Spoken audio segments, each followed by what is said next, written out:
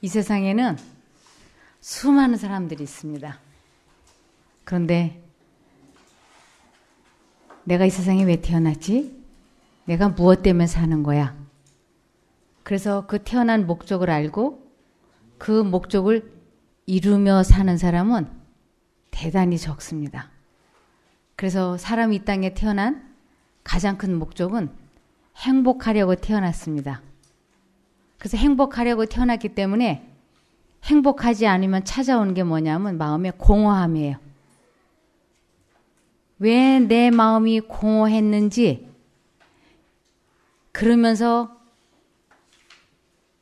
행복하지 못한 원인을 분명하고 확실하게 알지 못하기 때문에 사람들은 이 세상 것에다 모든 관심과 애정을 정열을 쏟습니다. 그래서 특별히 사람들이 행복해지려면 무엇이 필요할 거라고 많이 생각을 하고 있느냐면 재물, 돈일 거라고 생각을 합니다.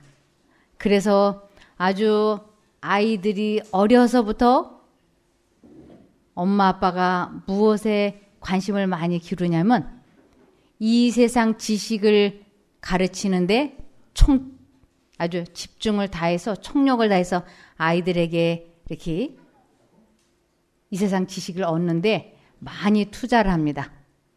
그러면 한마디로 돈을 쉽고 편하게 많이 벌게 되면 행복할 것이라고 하는 생각을 하고 있기 때문에 아이들에게 그렇게 시간을 투자하고 재물을 투자해서 키우죠. 우리들의 부모님이 우리들에게도 그렇게 해서 키워주셨지 않습니까? 그런데 우리들 행복합니까?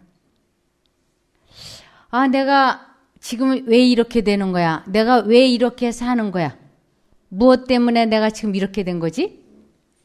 여기에 대해서 해답은 이렇게 나와 있습니다. 에레미야 6장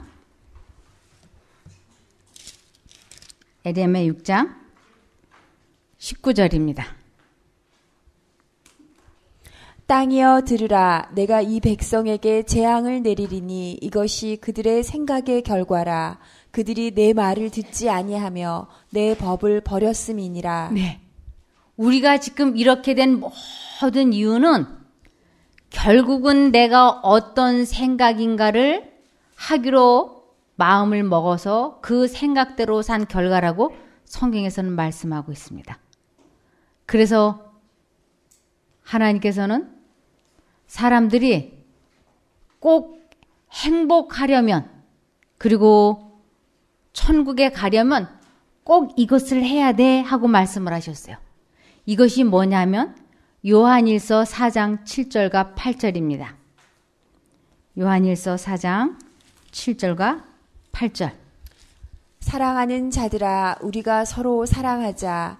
사랑은 하나님께 속한 것이니 사랑하는 자마다 하나님께로서 나서 하나님을 알고 사랑하지 아니하는 자는 하나님을 알지 못하나니 이는 하나님은 사랑이심이라. 네. 그런데 문제는 우리가 다 사랑하지 않습니까? 사랑을 해서 결혼했고 사랑을 해서 아이를 낳았어요. 근데 행복하지 않는 것입니다.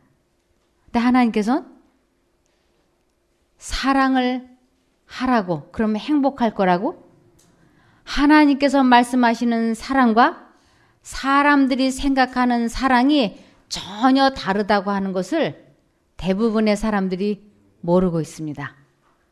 그래서 여기에서 4장 7절에 사랑하는 자들아 우리가 서로 사랑하자. 사랑은 하나님께 속한 것이니 사랑하는 자마다 하나님께로 나서 하나님을 알고. 그래서 하나님 마음속에 있는 그 사랑을 하게 될 때 우리들은 하나님을 알게 된다고요. 그 사랑을 하지 아니하면 하나님을 알지 못한다고 되어 있는 것입니다. 그래서 이 하나님 마음속에 있는 참사랑은 사람들 마음속에는 본래부터 없다고 하는 것입니다. 그래서 하나님께 속한 그 참사랑은 어떠한 것일까요? 제가 어떤 분이 남편한테서 생일 선물을 받았는데 근사한 자동차를 받았다 그래요. 제가 그 말을 듣는 순간 되게 부럽다는 생각이 들었어요. 와, 남편에게서 생일 선물로 자동차를 다 선물을 받다니? 이 자동차가 크고 작고 그걸 떠나서 그냥 자동차라고 하는 것은 200만 원짜리는 없지 않습니까? 나는 생일날 남편한테서 200만 원은커녕 별로 받은 게 없는데 와, 부럽다. 그랬는데 그 근사한 자동차를 선물 받고 얼마 안 가서 이분이 이혼했어요. 그리고 지금 그 차를 운전하고 다녀요. 이혼한 상태에서. 이건 뭔가 좀 이상하다. 이분이 남편이 생일 선물을 사줄 때는 아내를 사랑했기 때문에 사주었죠. 이 세상에 많은 사람들이 사랑하면 무언가 이렇게 주고 싶어 해요. 자동차도 사주고 싶어 하고 또 현금도 주고 싶어 하고 옷도 사주고 싶어 하고 여러 가지로 주고 싶어 하죠. 근데 성경에서 말하는 가장 큰 사랑의 표현은 뭘까요? 성경에서 이보다 더 큰 사랑은 없어. 이것이 가장 사랑하는 사람에 대한 애정 표현이야 라고 쓰여 있는데 그것은 고린도전서 13장 4절부터 보면 이보다 더 큰 사랑의 표현은 없다라고 되어 있습니다. 고린도전서 13장 4절. 사랑은 오래 참고 사랑은 온유하며 투기하는 자가 되지 아니하며. 네. 바로 사랑은 참사랑은 오래 참아주는 것. 이보다 더 큰 사랑의 표현은 없다고 하는 것입니다. 저는 남편을 정말 사랑해요. 아주 소중히 여기고 사랑하고 너무너무 좋아요. 그래서 제가 수시로 남편에게 여보, 난 당신을 정말 사랑해. 당신은 나에게 너무너무 소중한 사람이야. 당신이 내 곁에 살아있어 주는 것만으로도 나는 행복해. 당신이 나에게 물질적인 것을 주지 않아도 나는 당신이 곁에 있어주는 것만으로도 감사해. 제가 이 말을 할 때는 진심입니다. 그래서 제 남편의 어깨를 마사지 해주고 참 당신은 좋은 남자야. 이렇게 말할 때는 진심인데 2시간 후에 제가 기분 나쁜 내 자존심을 건드는 말을 제 남편이 했어요. 그 순간 이 마음속에 부글부글 끓어오르는 거예요. 분노가. 내 자존심을 건드려? 나를 어떻게 보고? 근데 한쪽 마음으로는 참아. 다투고 나면 그 미묘한 갈등, 신경이 쓰이는 것이 일주일도 갈 수 있고 보름도 갈 수 있잖아. 그 냉전 싫잖아. 아니, 이거 내가 참으면 습관이 돼가지고 앞으로 걸핏하면 나를 무시할 거야. 짚고 넘어가야 돼. 말해야 돼. 이 두 생각이 왔다 갔다 하는 것이야. 그러면 참을까 말까 그러다가 내 생각이 가장 옳다라고 느껴지는 대로 내 느낌이 강한 쪽으로 그래 말하자 하는 순간 당신 지금 나한테 뭐라 그런 거야 이러면서 촤촤촤촤 비난의 말을 하는 것이. 그러면서 이제 막 감정이 격양이 되면 이제 해서는 안 되는 말까지 막 나가는 거예요. 신혼여행 갔을 때부터 내가 알아봤다는 둥. 뭐 30년 전, 20년 전 캐캐 묵은 이야기까지 막 하면서 허구 많은 남자 중에 말이야. 하필이면 말이지 이런 남자 만나가지고 내가 이 모양으로 산다는 둥. 해서는 안 되는 말이 막 줄줄줄줄 나가는 거예요. 그리고 감정이 착 가라앉고 나면 그 말한 것이 너무 미안하고 후회되고 마음이 괴로워. 그러니까 제가 이제 남편한테 이렇게 말해요. 여보, 아까 그거 한 말 홧김에 한 소리야. 당신 내 진심 알지? 나 뒤끝 없는 거 당신 알잖아. 아까 그냥 홧김에 해본 소리지 나 절대 그거 본심 아니니까 미안해요. 이렇게. 처음엔 남편이 괜찮아 이러더니 이것이 1년, 2년, 5년, 10년 되니까 어느 날 저하고 대화를 나누는데 엄지손가락으로 명지끝을 꾹꾹 누르는 거예요. 막 심호흡을 하면서. 그래서 여보 당신 왜 그래? 아니 괜찮아 그냥 그래. 아니 그건 명지끝 그렇게 아프면 병원에 가보자고. 아이 괜찮다니까. 근데 그 다음 날에도 보니까 저하고 이야기만 하려고 하면 이 명지끝을 누르는 거예요. 그거 병원에 가야지. 병원 키워서 가면 안 되니까 병원에 가보자고. 솔직하게 내가 얘기하겠는데 그러면서 나는 말이야 당신하고 이야기하려고 하면 심장이 뛰어서 그래. 저하고 같이 있으면 심장이 뛴다는 거예요. 왜 그랬을까요? 제가 짜증 날 때마다 신경질 날 때마다 화가 날 때마다 감정을 다스리지 못해서 악한 말이 나가는 거예요. 그리고 기분이 가라앉고 나면 그건 다 나 홧김에 한 소리니까 마음에 두지 말아요. 이렇게. 이름자 저는 정말로 그랬어요. 정말은 홧김에 이러면 안 되는데 하면서 상대방의 자존심 상하는 얘기 악한 소리를 막 해놓고 나면 뒤끝이 없어서 내가 언제 그러냐 하는 식으로 싹 잊어버려요. 근데 그 말을 들은 상대방은 너무 괴로워하는 것이에요. 이렇게 5년, 10년 살다 보니까 제 남편이 어느 날 제가 물어봤을 때 당신은 나하고 결혼한 것을 어떻게 생각하느냐 하고 물어봤을 때 저는 당연히 제 남편이 난 당신과 결혼해서 사는 걸 만족하게 생각해. 그렇게 대답할 줄 알았어요. 왜냐하면 내가 나를 생각해 볼 때 이리 봐도 괜찮은 여자고 저리 봐도 괜찮은 여자예요. 버릴 게 없어. 참 괜찮은 여자야. 그래서 제가 남편이 난 당신과 결혼한 것을 만족하게 생각해. 그럴 줄 믿고 물어본 거예요. 근데 제 남편이 이런 대답을 했어요. 솔직히 말하겠는데 말이야. 나는 당신하고 결혼한 것이 너무 후회가 되어서 오토바이를 타고 가다가 전봇대를 들이받아서 그 자리에서 죽고 싶었어. 이렇게. 제가 그 말을 듣고 너무 충격을 받았어요. 어떻게 이런 말을 할 수 있을까? 저도 남편에게 적응하느라고 죽을 지경으로 힘들었어요.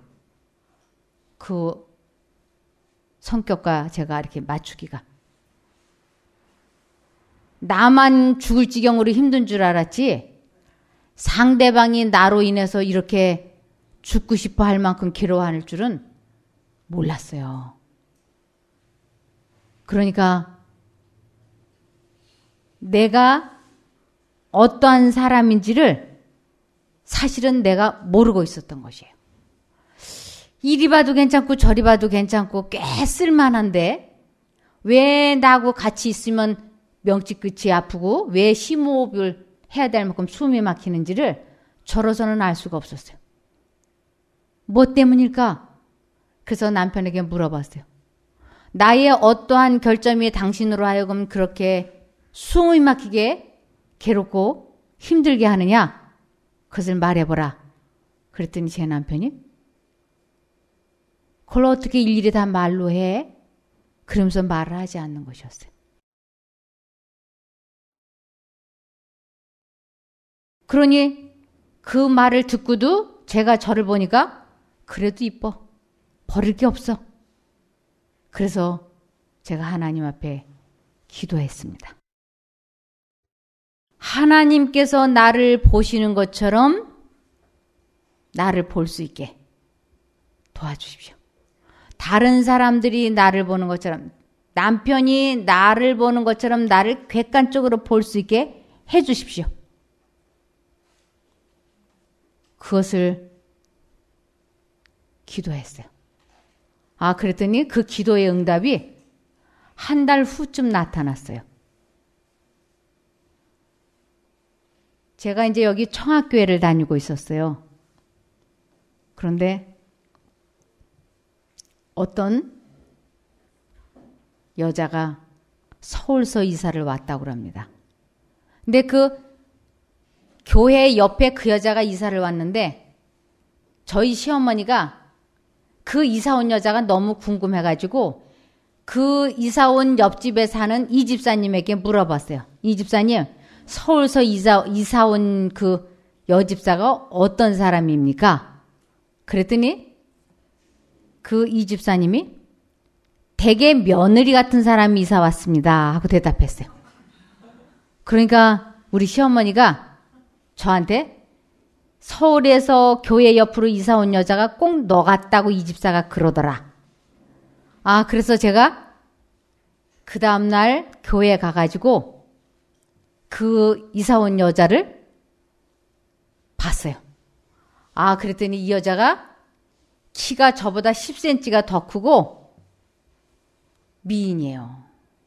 키도 더 크고 여러 가지로 저하고 닮지 않았어요.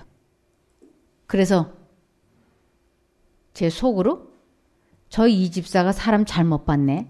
나하고 닮기는 뭐가 닮아. 하나도 안 닮았는데. 그러고는 이제 그 다음날 교회에서 교인들이 이렇게 쭉 식당에서 둘러앉아서 이렇게 식사를 하고 있었습니다. 근데 서울서 이사 온 그 서울 집사님이 제가 볼 때 너무 강해요. 강권, 강제, 강압, 고집이 세고 불만, 불평, 거기다가 또 남 충고하고 간섭을 하는 게 너무 도가 지나쳐. 그리고 아주 왕푼수야. 그래서 제가 그 여자를 보면서 와, 정말 왕푼수가 이사 왔네. 어쩜 저럴 수가 있어? 그리고 이렇게 쳐다보고 있는데 그 순간 제 머릿속으로 샥 스치고 지나간 생각이 저 모습이 내 모습이야. 이렇게 팍 스치고 지나가. 저 모습이 내 모습이야. 제가 너무 충격을 받았어요. 이게 무슨 생각이야? 왜 저 사람이 나 같아? 그래서 다시 눈을 똑바로 뜨고 제가 그 여자를 유심히 보았어요. 그런데 그 사람의 하는 그 모든 언행이 저하고 정말 똑같이 느껴지는 것이에요. 제가 내 생각이 한번 옳다고 하면 제가 법이에요. 그래서 강제, 강권, 강압 그러면서 무엇을 잘하느냐? 가르치기를 무지하게 좋아하는 것이. 그러니까 충고하고 간섭하는 것을 아주 좋아하는 것이. 그러니까 제 주변 사람들이 잘못했다고 느껴지기만 하면 저는 절대로 참지 않았어요. 목사, 장로, 집사, 시어머니, 남편 가리지 않고 저는 뭐 했을까요? 막 충고했어요. 인생 그렇게 살면 안 된다고 이래가면서. 지금 생각해보자 얼굴이 그냥 뜨뜻해. 어떻게 그리 왕푼수 노릇을 했는지. 그래서 그때 제 참모습을 객관적으로 볼 수 있도록 하나님께서 응답해 주신 것이에요. 특별히 오래 참지 못하는 저의 품성을 하나님께서 보여주신 것이에요. 그래서 사랑은 누가 뭐래도 첫 번째 오래 참아줘야지 돼요. 그러면서 여기 13장 4절을 다시 읽어주시면 사랑은 오래 참고 사랑은 온유하며 투기하는 자가 되지 아니하며 사랑은 자랑하지 아니하며 교만하지 아니하며 네. 사랑은 온유하며 저는 친절한 사람이 아니었어요. 계속 간섭하고 충고하고 그리고 불만 불평을 말하고 이것은 온유함과는 거리가 멀었습니다. 그래서 제 남편에게 아주 기분이 좋을 때는 사랑한다고 막 말하고 기분이 나쁠 때는 거침없이 비난을 하고 이것은 인간적인 감정이지 하나님께 속해 있는 하나님 마음속에 있는 그 사랑은 아니었어요.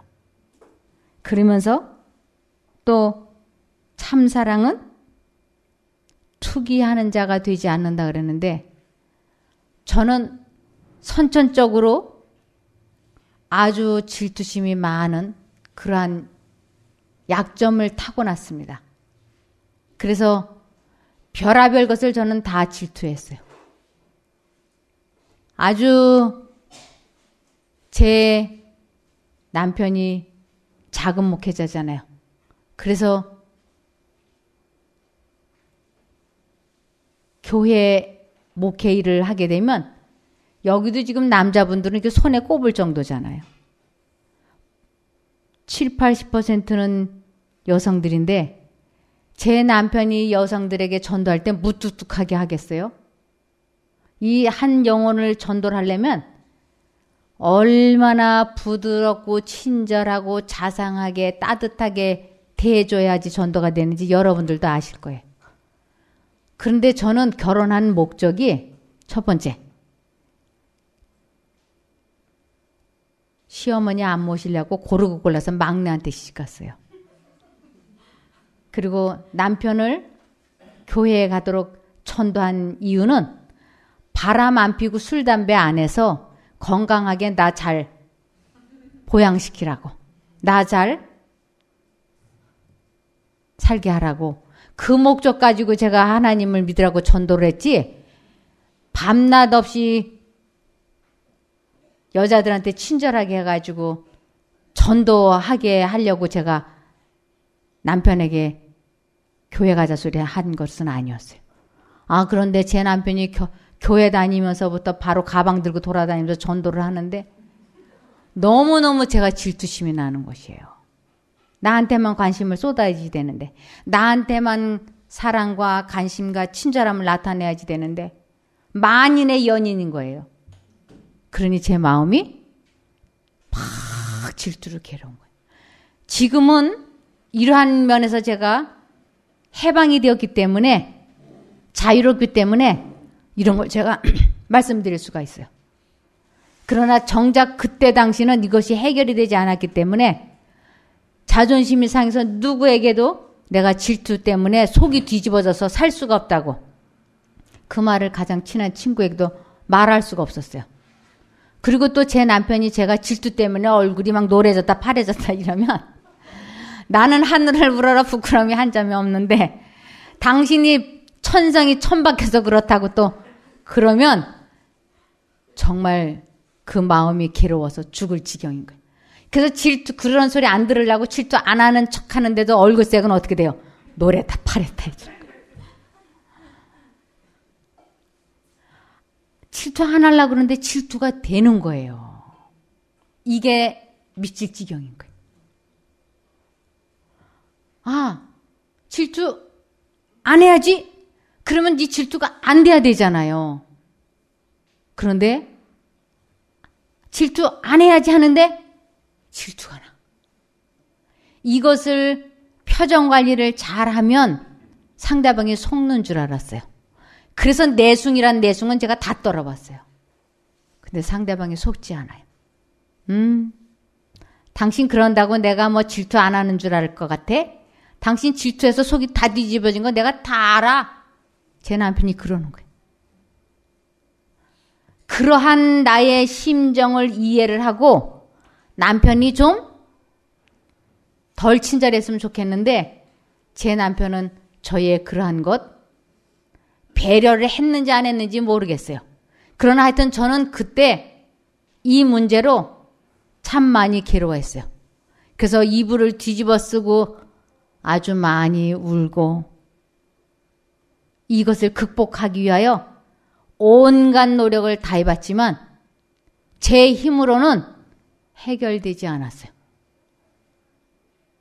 그런데 여기 말씀에는 참사랑은 투기하는 자가 되지 아니하며 하고 한 거예요. 그러니까 내 속에 뭐가 없다는 거예요. 하나님의 참사랑이 없다고 하는 것이 확실하게 증명되는 것이었어요. 이 문제를 해결해야만 되는 것이에요. 어떻게 하면 이 문제를 해결할 수 있을까?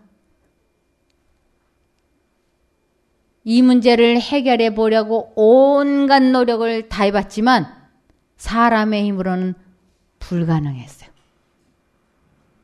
그래서 아주 많이 힘들었는데 여기 5절에 보시면 무례히 행치 아니하며 자기의 유익을 굳지 아니하며 성내지 아니하며 악한 것을 생각지 아니하며 네. 또 제 발목을 딱 붙잡는 게 있었는데 성내지 아니하며 참사랑은 절대로 화를 내지 않는다고 하는 것이에요. 저는 하루에도 12번도 더 짜증이 나고 신경질이 나서 남편에게 막 이 소리 저 소리 하고 짜증내고 그랬어요. 그런데 참사랑은 성내지 않는다. 언제부턴가 또 제 남편이 저보고 자꾸 이러는 거예요. 당신은 나를 무시해. 제가 펄쩍 뛰었습니다. 내가 왜 당신을 무시해? 난 당신 무시한 적이 없어. 실제로 저는 남편을 무시한 적이 없었어요. 제가 결혼하기 전부터 존댓말을 썼고 지금까지도 존댓말을 써요. 그리고 무슨 일을 하면 의논을 해서 그 사람의 의견을 존중해 주지 제가 내 고집대로 안 했다고 생각이 됐어요. 그러니까 나는 상대방을 무시하지 않았다고 생각이 되는데 제 남편이 자꾸만 저를 보고 당신은 나를 무시해. 이러는 거예요. 그래서 나는 무시하지 않았다. 아니야, 당신 나를 무시해. 그래서 제가 다시 하나님께 무릎을 꿇었습니다. 하나님, 남편이 저에게 자기를 무시한다고 하는데 저는 하늘을 우러러 그런 적이 없는 것 같습니다. 깨닫게 해주십시오. 나의 어떠한 점이 남편이 그러한 느낌을 갖게 하는지 그것을 알게 해주십시오. 그렇게 기도했는데 그 기도의 응답이 며칠 만에 왔어요. 남편이 자동차 운전을 하는 조수석에 제가 앉아 있었는데 제가 창밖을 내다보면서 남편에 대한 결점을 곰곰이 생각하고 있었어요. 남편의 이것도 못마땅하고 저것도 못마땅하고 이건 이래서 싫고 저건 저래서 싫고 이렇게. 아 근데 그 순간 또 싹 스치고 지나가는 생각이 있었어요. 지금 남편을 무시하고 멸시하고 있잖아. 이렇게. 제가 또 깜짝 놀랐습니다. 아니요. 나는 남편을 무시하지 않았는데요. 지금 남편에 대한 실수와 약점과 결점을 생각하고 있잖아. 그것이 곧 남편을 무시하는 것이며 남편을 업신여기는 것이며 남편을 멸시하는 거야.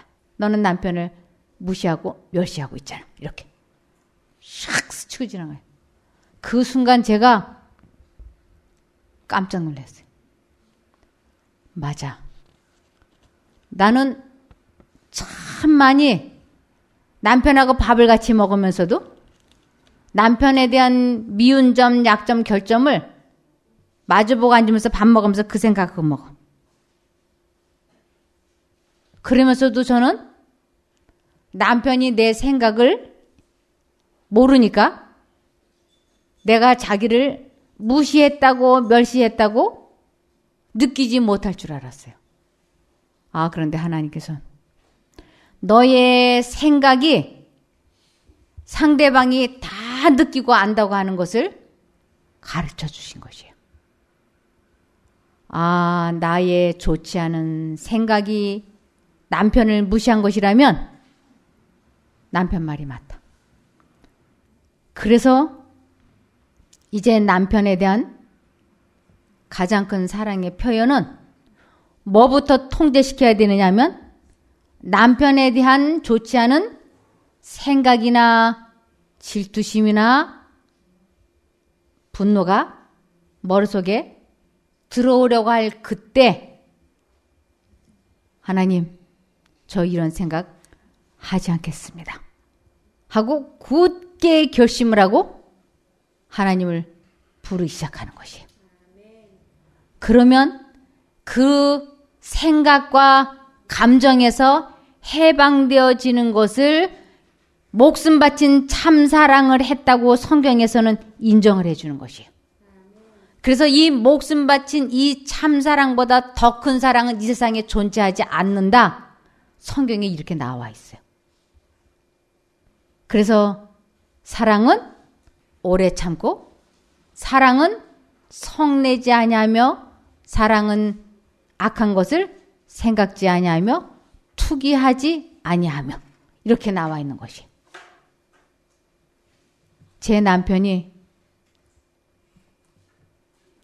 제가 이 마음을 다스리는, 생각을 통제시키는 이것을 이제 처음에 배우고 실천에 옮기기 시작을 할 때 이것이 말이 이렇게 쉽지, 여러분들이 이제 집에 돌아가서 한번 하려고 해보십시오. 그러면 이게 뼈가 꺾어진다라고 성경에는 나와 있어요. 우리 뼈 깎는 것 같다 그러죠. 힘들면 뼈 깎는 것 같은 고통이라 그러죠. 이걸 성경에서는 뼈가 꺾어지는 경험이라고 돼 있어요. 그래서 이 뼈가 꺾어질 때야 진심으로 상대방을 사랑했기 때문에 그때야 내 마음에 기쁨이고 행복이 있다고 나와 있는 것입니다. 이것이 시편 51편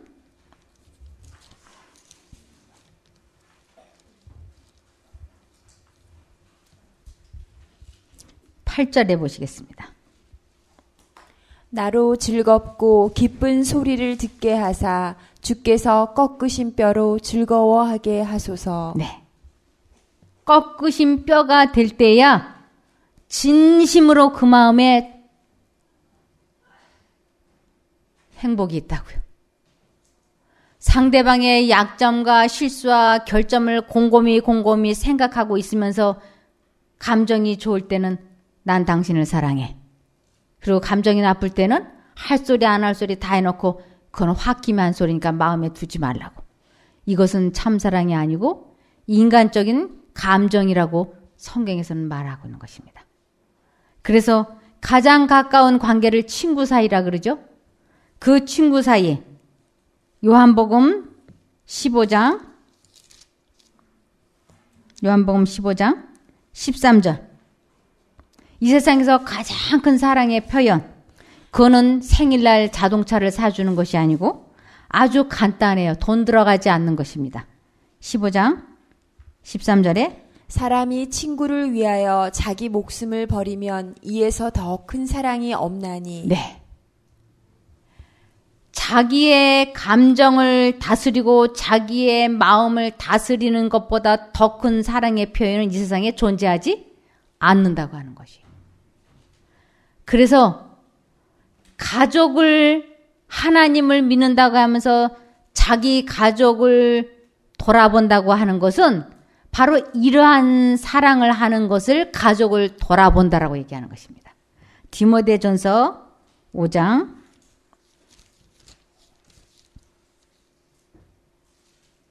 8절. 디모데전서 5장 8절. 누구든지 자기 친족, 특히 자기 가족을 돌아보지 아니하면 믿음을 배반한 자요 불신자보다 더 악한 자니라. 네.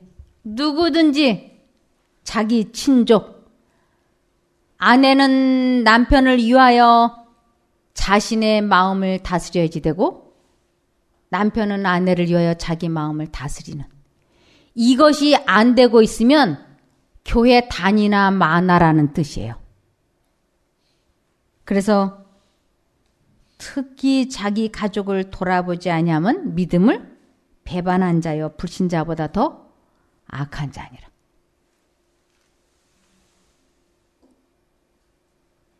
그러면서 디모데전서 5장 6절을 보시면 디모데전서 5장 6절 일락을 좋아하는 이는 살았으나 죽었느니라. 네. 하루하루를 자신의 마음을 다스리지 못하고 자기 감정대로 인생을 사는 사람은 살았으나 죽은 사람으로 간주가 되고 있는 것이에요. 저는 오랫동안 죽은 사람이었습니다. 그러면서도 저는 내가 산자인 줄 생각했어요.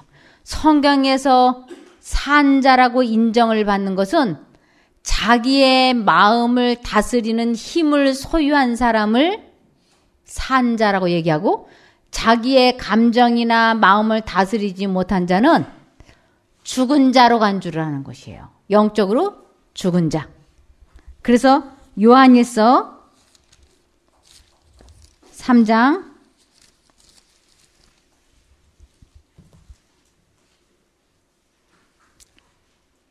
10절이요. 이러므로 하나님의 자녀들과 마귀의 자녀들이 나타나나니 무릇 의를 행치 아니하는 자나 또는 그 형제를 사랑치 아니하는 자는 하나님께 속하지 아니하니라. 네. 제 마음에는 뭐가 없었느냐면 참사랑이 없었어요. 그러면서도 이런 성경절을 읽을 때는 이렇게 영적인 눈을 싹 감아버렸어요. 너무 찔리니까. 그러면서 지금은 내가 좀 마음에 참사랑이 없지만 그래도 예수님께서 이 세상에 오셨을 적에는 그래도 나를 좀 후닥닥 이렇게 어떻게 고쳐가지고 데리고 올라가 주시겠지. 설마 나를 두고 가시겠어? 이렇게. 그러나 하나님께서는 우리들의 생명이 이렇게 남아있는 동안에 참사랑을 배우지 아니하면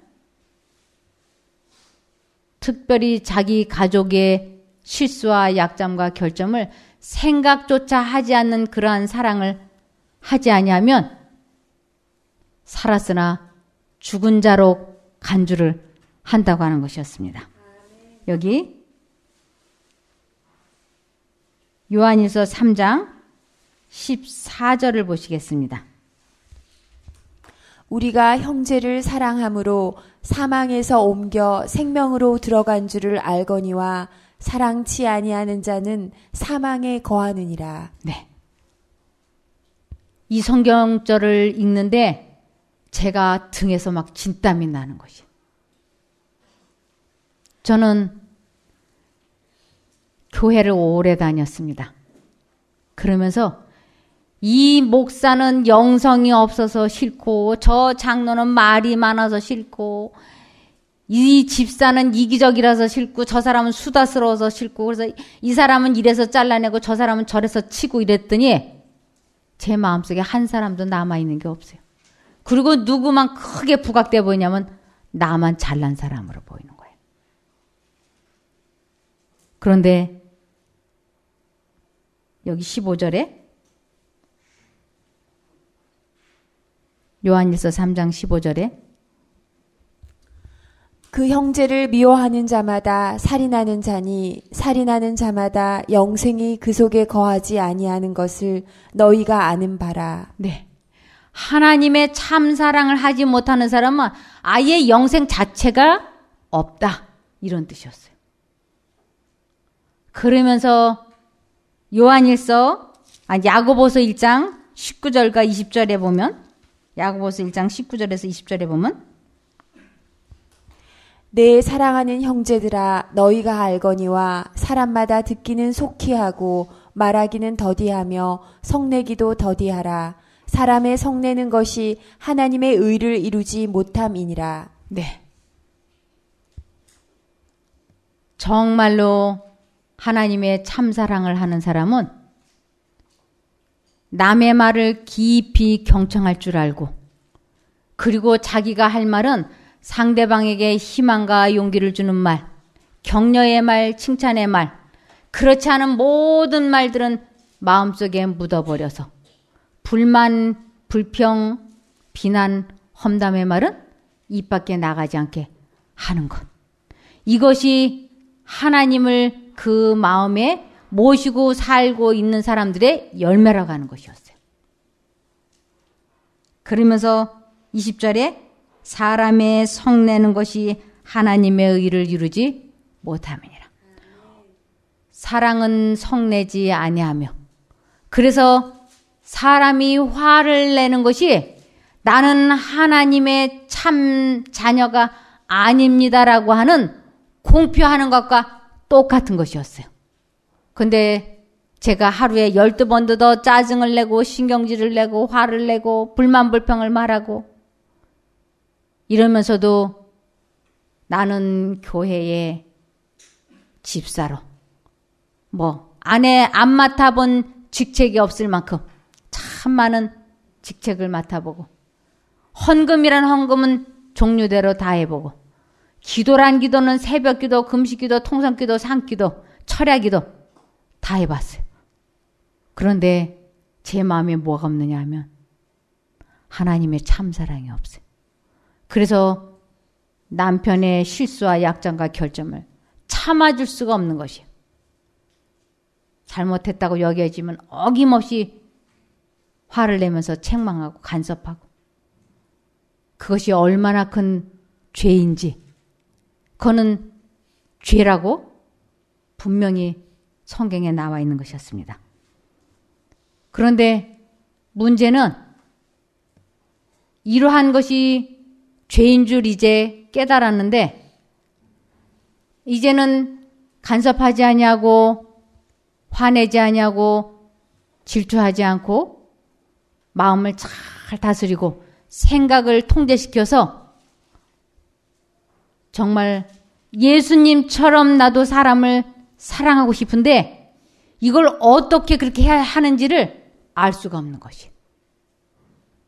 이 문제를 놓고 얼마나 많이 제가 금식 기도하면서 하나님, 모든 사람과 더불어서 화목하게 지낼 수 있게 해주십시오 하고 기도하고 또 기도하고 또 기도하는데, 아주 결정적인 순간만 가면 뻥 하고 터지는 것이. 이러면 안 되는데 이러면 안 되는데 하면서 탁 터지고, 이러면 안 되는데 이러면 하면서 또 탁 터지고, 이 문제를 해결할 길이 없었어요. 그래서 누가 혹시라도 이 마음을 다스리고 자신의 생각을 통제시키는 힘을 소유할 수 있는 방법을 누가 가르쳐 줄 것인가 해가지고 가방을 들고 어디 장로, 박사, 목사, 신부, 수녀가 성경을 잘 가르쳐 준다더라, 간증을 잘한다더라 하면 제주도가 됐든 부산이 됐든 거리와 관계없이 쫓아다녔어요.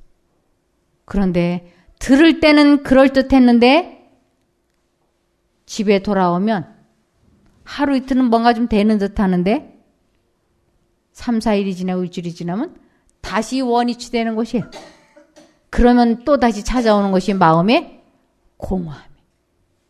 이 공허함을 해결해 보기 위하여 온갖 노력을 다해봤지만 사람의 힘으로는 채워지지 않는 공허함이었어요. 이 세상 것 가지고는 절대로 채워질 수 없는 이 구멍난 자리. 이 공허함, 이 구멍난 자리는 하나님의 참사랑이 들어올 때만 메워지게 되어 있는 자리가 있는 것이에요.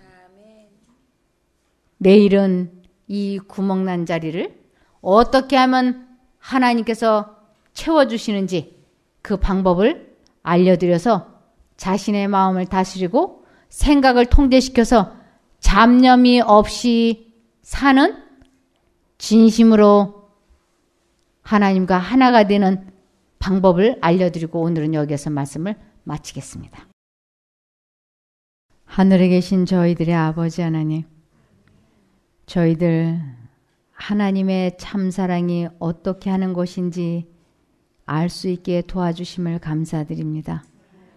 저희들이 이렇게 지금 살고 있는 모습은 하나님을 사랑하지 못하고 우리의 마음대로 마음을 다스리지 못하고 우리의 생각대로 산 결과입니다. 이러한 것을 용서하여 주신 하나님께서 저희를 치료해 주시고자 기다리고 계시는 것을 압니다.